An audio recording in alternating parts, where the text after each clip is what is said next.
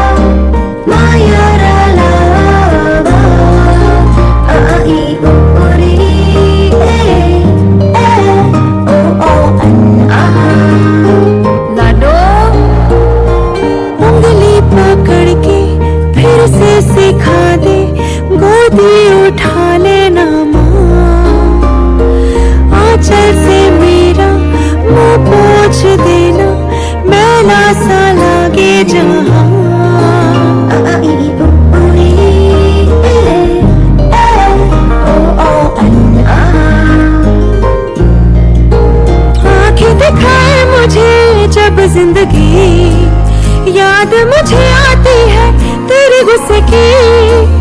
डांटा भी तो तूने मुझे फूलों की तरह, क्यों नहीं माँ सारी दुनिया तेरी तरह।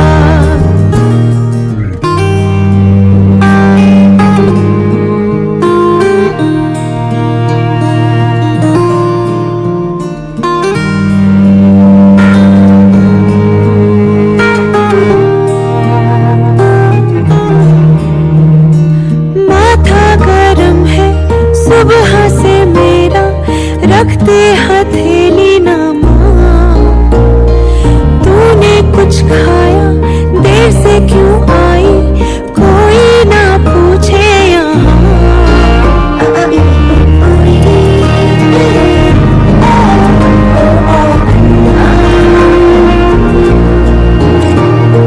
हीरा कहा कभी न गिना कहा, मुझे क्यों ऐसे पाला था माँ। तेरी नजर से मुझे देखे न जहाँ, दुनिया को तो डांटेगी ना माँ। तेरी नजर से मुझे देखे न जहाँ, दुनिया को तो डांटेगी ना माँ। मुझको शिकायत करनी है सबकी, मुझको सताते हैं माँ। अब तू छुपा ले पास बुला ले, मन है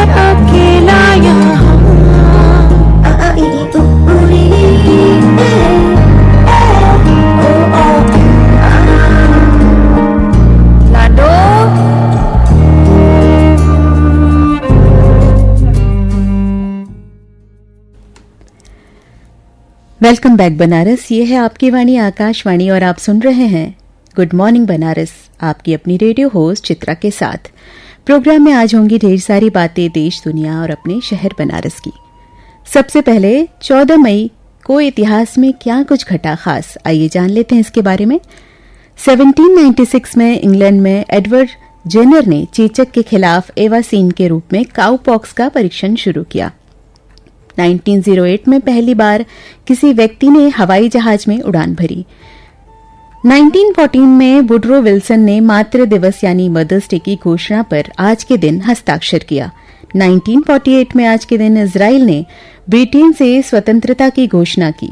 1973 में अमेरिका के सुप्रीम कोर्ट ने सेना में महिलाओं को समान अधिकार की मंजूरी दी और 1992 में भारत ने तमिल टाइगर्स के नाम से मशहूर श्रीलंकाई विद्रोही संगठन LTTE पर प्रतिबंध लगा दिया। संयुक्त राष्ट्र संघ और भारत समेत 32 देशों ने उसे आतंकवादी संगठन करार दिया।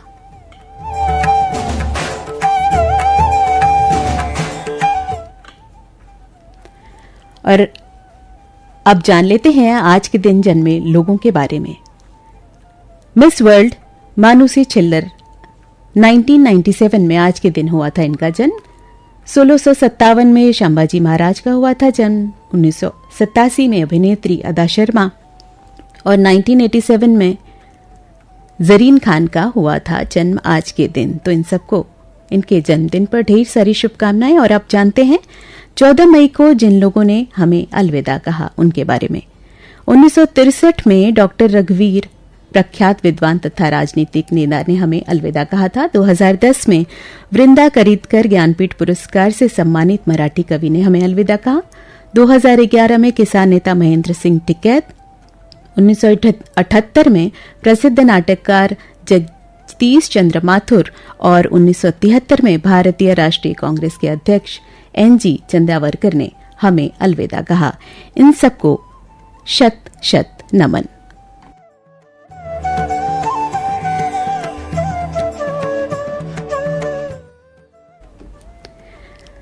कर्नाटक विधानसभा चुनाव में कांग्रेस ने स्पष्ट बहुमत के साथ सत्ता में वापसी की है। बसवराज बोन्नई को हराकर कांग्रेस के DK सिद्धारमैया की जोड़ी को आगे सत्ता में वापसी हो गई है।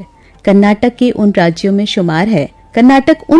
शुमार है जहां हर 5 साल में सरकार बदल जाती है।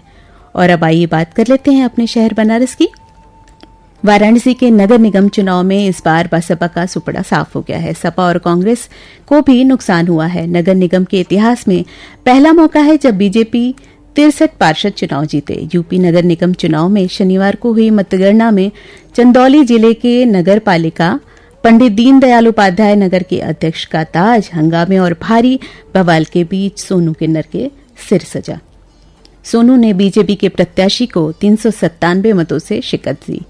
गंगापुर नगर पंचायत में 26 साल बाद बीजेपी की जीत हुई। मिर्जापुर जिले के 96 विधानसभा सीट पर हुए उपचुनाव में NDA गठबंधन की प्रत्याशी की जीत हुई। बलिया जिले के 2 नगर पालिका और 10 नगर पंचायतों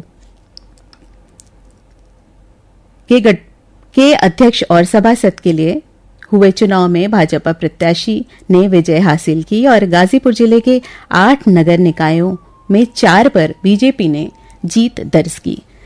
पुलिस कमिश्नर मुथा अशोक जैन और जिलाधिकारी S राजलिंगम ने पुलिस लाइन सभागार में 14 मई को होने वाले UPPS परीक्षा के लिए बैठक की। परीक्षा को सकुशल, शांतिपूर्ण और नकल विहीन कराने के लिए अधिकारियों को आवश्यक दिशा निर्देश दिए। पुलिस कमिश्नर ने कहा, पुलिस के सुनिश्चित करेगी कि परीक्षा केंद्रों में 200 मीटर की परिधि में फोटो स्टेट की दुकानें बंद रहेंगी और केंद्रों पर अनावश्यक भीड़ जमा न हो सके। एक बार फिर राजरानी काशी विश्वनाथ जनसेवा एक्सप्रेस समेत मुरादाबाद मंडल से गुजरने वाली 18 ट्रेनों को 15 मई को निरस्त रखा जाएगा। रेलवे ने गर्मी की छुट्टियों में यात्रियों की सुविधा को देखते हुए समर एक्शन प्लान बनाया है, जिसे 30 जून तक लागू किया जाएगा। इसमें ट्रेनों के अतिरिक्त कोच जोड़ने को लेकर स्पेशल ट्रेन चलाने का जिक्र है।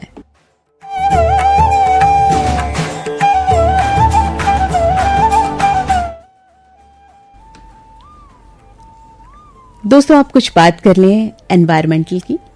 फेमस एनवायरमेंटलिस्ट और बीएचयू रिसर्च फाउंडेशन के निदेशक प्रोफेसर बीडी त्रिपाठी ने कहा है कि भारत में जल सुरक्षा एक बड़ी चुनौती बन गई है। ग्राउंड वाटर लेवल 54% तक घट गया है। विभिन्न टेक्नोलॉजी से पानी बचाने का उपाय करना जरूरी है। क्षेत्रीय प्रदूषण नियंत्रण बोर्ड कार्यालय में शुक्रवार को अपनी जीवन शैली को पर्यावरण अनुकूल बनाए विषयक संगोष्ठी में उन्होंने कहा कि पर्यावरण संरक्षण मात्र सरकारी प्रयासों से संभव नहीं, आम जनता, स्कूली बच्चों को जागरूक करना जरूरी है। उन्होंने कहा कि मिशन लाइफ के तहत रिड्यूस, रीयूज और रिसाइकलिंग पद्धति को अपनाना होगा, तब कहीं जाकर हम पानी को थोड़ा बहुत स्टोर कर पाएंगे। बीएचयू में एथलीट मीट का आगाज शुक्रवार को हुआ। इसके अंतर्गत 100 मीटर दौड़, लंबी कूद, जेवलिन थ्रो, 1500 मीटर दौड़, गोला फेंक, 400 मीटर और 100 मीटर रिले रेस पुरुष और महिला वर्ग का यहां पर आयोजन हुआ। आईएमएस बीएचयू में नेशनल जीरियाट्रिक सेंटर के लिए जमीन देखने के लिए स्वास्थ्य मंत्रालय की टीम लौट गई है। टीम जल्दी ही अपनी रिपोर्ट देगी। 200 बेड के बनने वाले इस सेंटर के प्रोजेक्ट की जिम्मेदारी आईएमएस ने बीएचयू ट्रॉमा सेंटर के प्रोफेसर इंचार्ज की जिम्मेदारी प्रोफेसर सौरभ सिंह को दी है। देश के तीसरे geriatric care and rehabilitation centre को बीएचयू में खोले जाने की मंजूरी स्वास्थ्य मंत्रालय ने दे दी है। विश्व आयुर्वेद की ओर से एक कार्यशाला का आयोजन सरसुंदर स्थित अंतर विश्वविद्यालय शिक्षक प्रशिक्षण केंद्र में हुआ। चौथे सत्र में प्रकोष्ठवार विभिन्न आयामों के भविष्य की योजनाओं पर चर्चा हुई। बीएचयू के संज्ञाहरण विभाग व भारतीय संज्ञाहारक एसोसिएशन की उत्तर प्रदेश शाखा की ओर से आयोजित 3 दिवसीय मर्म चिकित्सा कार्यशाला का समापन धन्वंतरी भवन में शनिवार को हुआ।